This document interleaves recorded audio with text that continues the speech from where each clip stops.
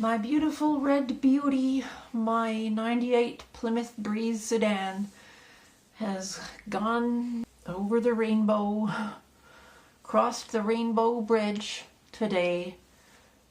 She died 2 days ago on the highway from an oil leak that was much worse apparently than I thought it was. And from the warm weather and the 5W30 that I had put in for winter, and then it was plus 10 and it all leaked out before I could even remember to think about it. And she came to a grinding halt, and that was her last mile. And I've been crying about it today because she was a very loyal companion, and she's been with me and I've been with her for 9 whole years, February 2016 to February 2025. I had never had such a reliable car. And I was just listening to the Hollies, He Ain't Heavy, He's My Brother, and that got me bawling. Yes, she had a name. I called her Girl Car. And she was red as a poppy. And now I've been, well, ever since, no, it was yesterday. It wasn't the day before yesterday. It was Friday. It was Friday. It was yesterday. It's been very stressful since, which is probably why I thought it was 2 days. Oh, there's Lynn. I am really stressed. I've been really stressed, and woke up panicking this morning because I'm stranded. I live in a place where you cannot be without a car. And yesterday was scary because had my neighbor not had the empathy to find somebody amongst their millions of friends willing to come and get me an hour and a half round trip, I could have died. I could have died yesterday, you know, stranded in another town with no bus and no taxi and no friends and no family. Much too far to walk. That's scary, you know.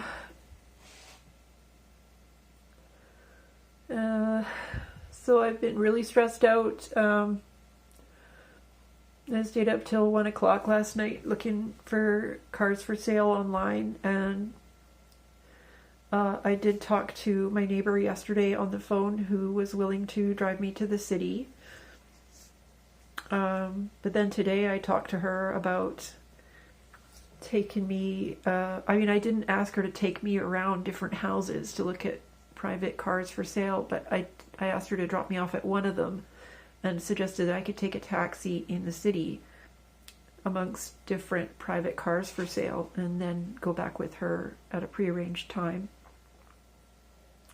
But it's kind of complicated for her because she's an old lady and she doesn't have a cell phone, and she doesn't know exactly what time she'd be leaving, and she doesn't want to be looped up by me, or, you know, to get stuck trying to find her way around the streets. And she, obviously not having a cell phone, she doesn't even know about Google Maps and how the phone tells you where to go and how to get there.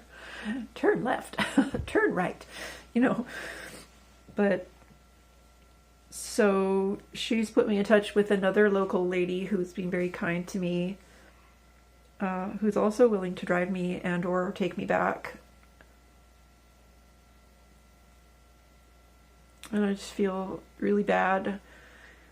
I don't want to put anybody out, and but I got to get a car. I need a car, and so if this trip doesn't work out to get a car locally, I'm going to be getting a flight. I'm going to fly to Vancouver and car shop there with my daughter. So after all of that thought, and then I had the memory of when I first got her in Kelowna 9 years ago, and It was so long ago. And my daughter was only 14 at the time. I've had that car almost as long as my daughter can remember.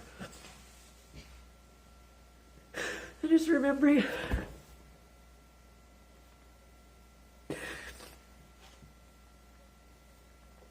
how her gloss wasn't peeled then, how pretty she was in the sun.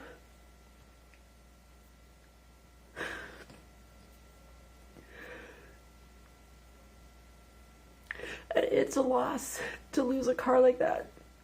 I loved that car. There I go again.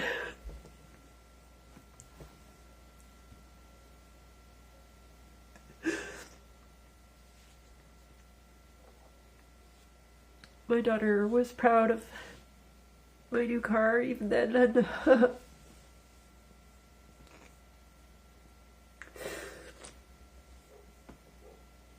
it was so good to finally have wheels. It was my first car of my own since I was a teenager, you know, my first car of my own after marriage. The only car I've had of my own since my very first car. I mean, the car replacement saga is ongoing. I'm still working out who's going to take me to the city tomorrow and who's going to take me back, and which cars I can go see, because I've made 5 inquiries. One of them I was able to speak to on the phone and find out immediately that it's sold. So that one's quickly erased. And then another one, I left a voicemail and she texted me back, and I've been able to arrange to go see that one. The other 3, no reply yet, and I think it's because it's Facebook Marketplace and I'm not a Facebook user. So I just started a Facebook account today, and I've learned that looks suspicious to people who are selling cars. So it could be that none of them want to reply. So even just to see one, if it's red, I'm gonna be pretty enthusiastic about it.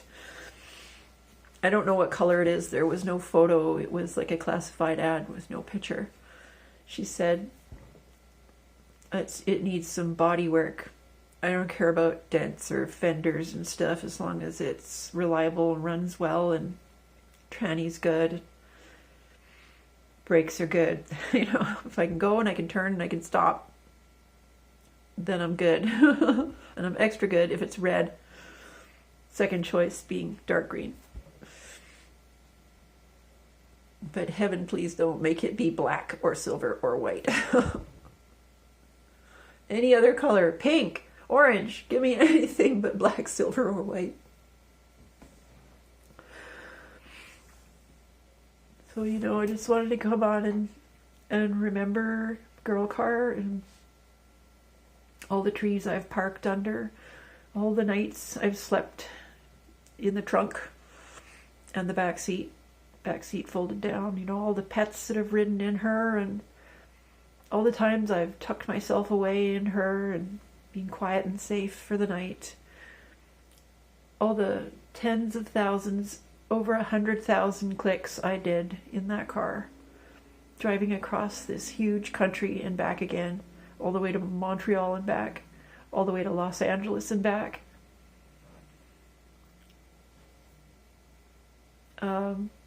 She had over 300,000 kilometers on her in the end. I think it was 31 something. I was halfway through to my next oil change. It just all leaked out. That had never happened before. Took me by surprise, it did, and it was my biggest forget yet. And I'm getting very forgetful. That was an unforgivable forget, although she has had a full life. I mean, she could have lasted longer. 1989, you know, she could have kept going. 89, so she was 98. She was 98, she wasn't 89. 98, so she was only 26 years old. 26. It's not that old.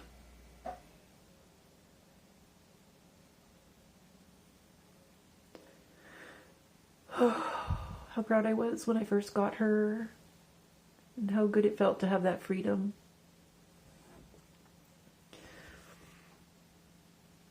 I bonded with that car so quick. And when I got my RV, I felt like I was cheating on my car with my RV, and I felt guilty. And so I went and I spent some time in her just to reconnect. And I also put my RV in storage and went and slept in the car for a couple weeks. One time. Probably a couple of times. Oh yeah, there was that time early on, November, when I couldn't afford my pad rent. And then there was when I broke up with my boyfriend and my RV was in storage and I went back to the car. He thought I was crazy. Why would I want to go sleep in my car rather than sleep at his place? Well, he doesn't understand. My car was my safe haven. But it was a wonderful 9 years, and this is the close of that chapter, and I hate change, and I thought that I would have that car forever. I really did. I thought she would just go forever, as long as I got the oil changes done on time. She only had one major thing needed doing ever, and that was the brake calipers. It was $800. I had done her brakes over and over again because I had her so long, and several sets of tires. She probably had 150 or 170,000 K on her when I got her, and then went up to 315 or something. And her gloss was all peeling, and a piece of her side of her body had rusted right off to the point where it was facing the wrong way, and I had to rip it off. And she had this front plastic part that got ripped on a snow bank one time when I went a little too quick down a snowy back road, and I lost control and ended up in the bank. I had to be yanked out by a truck with a winch, and the front plastic part that protected the undercarriage at the front ripped, and part of it came off, so that was always broken. I think I pulled a chunk of that off too. The leak that she had in the trunk along the back sealed. I used to put a piece of fabric and a yogurt container in the back that the water would trickle down the fabric into the yogurt container. I don't know why that stopped being leaky, but after a while it didn't do that anymore. It used to leak on the passenger front door as well, and I mentioned it to a mechanic one point when I was getting something else fixed. And when I picked up the car, it didn't leak there anymore. I don't know what he did. Maybe it was just clogged and he cleaned it out. I don't know. Yeah, coasting down into Swift Current in Saskatchewan that time, playing the White Stripes, Seven Nation Army. Great memory. Coming back, heading west and reaching Alberta, and seeing the Rockies in the distance and thinking, almost there. That was a beautiful moment too.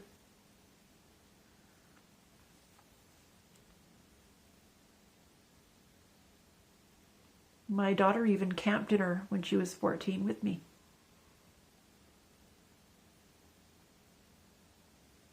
She went to the Crushers today. Tow truck comes along, they don't charge you.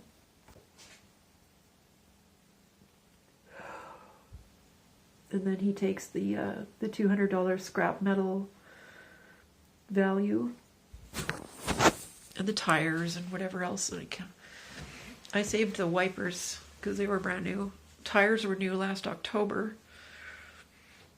So he was hauling her to the recyclers today, so she's getting crushed, and maybe that's when I felt it. I don't know if one can have a psychic link to one's car, but if she was being crushed today, I bet it was when I started listening to the Hollies and started to cry.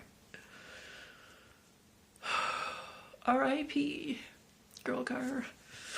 Many happy kilometers. Many good times. You were a trusted friend. My best friend was a car.